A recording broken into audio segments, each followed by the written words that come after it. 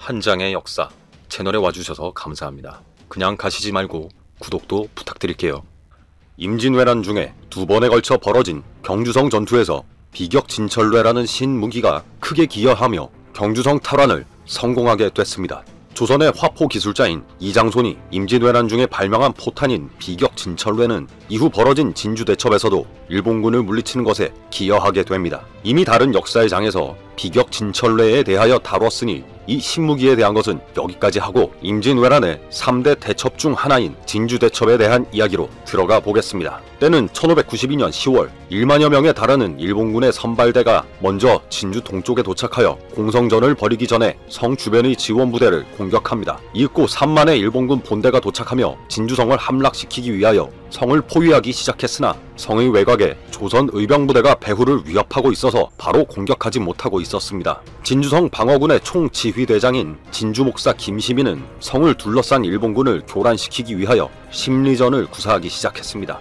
김시민과 함께 두 명의 장수 진주판관 성수겸과 곤양 군수 이광학이 휘하의 부장을 맡아 전투를 이끌어가고 있었습니다. 일본군의 진영을 확인해보니 조선에서 발포한 화포와 화살 공격으로 일본군이 인근의 여염집으로 달아나고 있었습니다. 달아난 일본군의 일부는 민가에서 뜯어낸 판자 등으로 몸을 가리고 조총을 쏘아댔고 다른 일부는 민가의 지붕을 걷어서 군용막사를 지어놓고 그 안에 들어가 있었습니다. 이러는 와중에 일본군이 무기를 비롯한 군수물자를 소와 말을 이용해 끊임없이 수송하고 있었습니다. 일본군이 물자를 나르는 수송로를 성 주변을 지키고 있는 의병들이 끊어줘야 하는 상황이었습니다. 계속해서 이어지는 전투에 날이 저물었고 일본군은 동쪽과 서쪽의 진영들이 서로 날라리를 불어대면서 성 안으로 밤새도록 조총을 쏘아댈 태세를 하고 있었습니다. 이에 김시민은 밤이 되자 악공들을 불러 모으게 한 뒤 각각 동서남북의 성문 누각에 올라가서 피리를 불게 했습니다. 일본군이 날라리를 불어대며 조총과 화살을 난사하여도 조선의 군사들은 전혀 동요하지 않고 태평하게 대응하고 있음을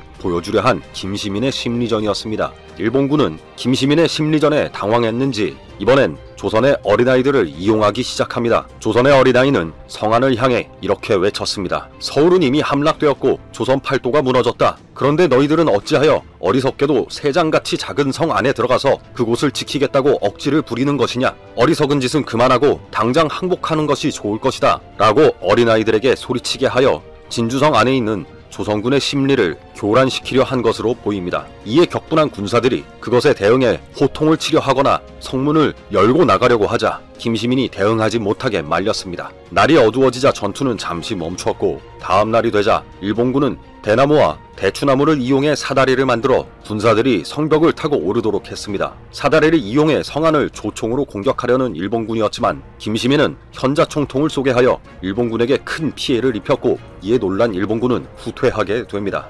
연려실기술에 따르면 김시민은 제조하는 절차가 복잡한 화약을 전투 중에 공급이 원활하지 못할 것을 예상하고 미리 제조해서 사용하기도 했습니다. 김시민이 군사를 일으키던 초반에 미리 염초 150근을 구하여 굽고 일본군의 총을 모방해서 만든 70자루의 총으로 병사들에게 수시로 연습을 시켰습니다. 그 결과 전투 중에도 화약이 떨어지지 않았고 화약을 풀잎에 싸서 적진으로 던지기도 했습니다. 앞서 언급된 염초에 대해 말하자면 적당량의 비가 온 날 오래된 초가집에 낙숫물이 떨어지는 자리에 흙을 파서 모은 후 그걸 물과 섞어서 흙을 침전시킨 다음 물을 증발시킵니다. 그렇게 하면 물이 마른 자리에 하얀 결정이 생겨나는데 이 하얀 결정이 바로 염초입니다. 염초를 유황과 버드나무 태운 숯과 합치면 화약이 되는 것입니다. 이 외에도 김시민은 공성전의 중요성을 인지하고 알고 있었던 요령을 모두 동원하여 방어 대책을 꼼꼼하게 준비하고 있었습니다. 병사들과 성안의 백성들에게 성안 곳곳에 불을 피울 수 있는 화구들을 설치하게 합니다. 그리고 포수들에게는 동서남북 중요 지점에 비격진천뇌와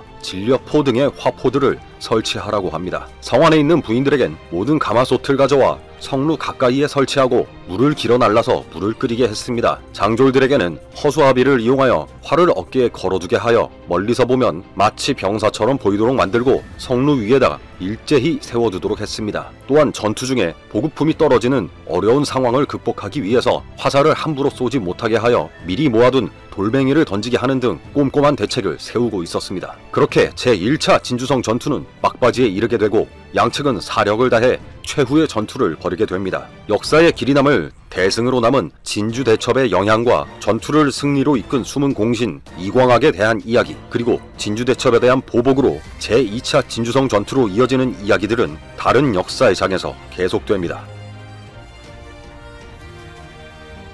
구독해주실 거죠? 부탁드릴게요.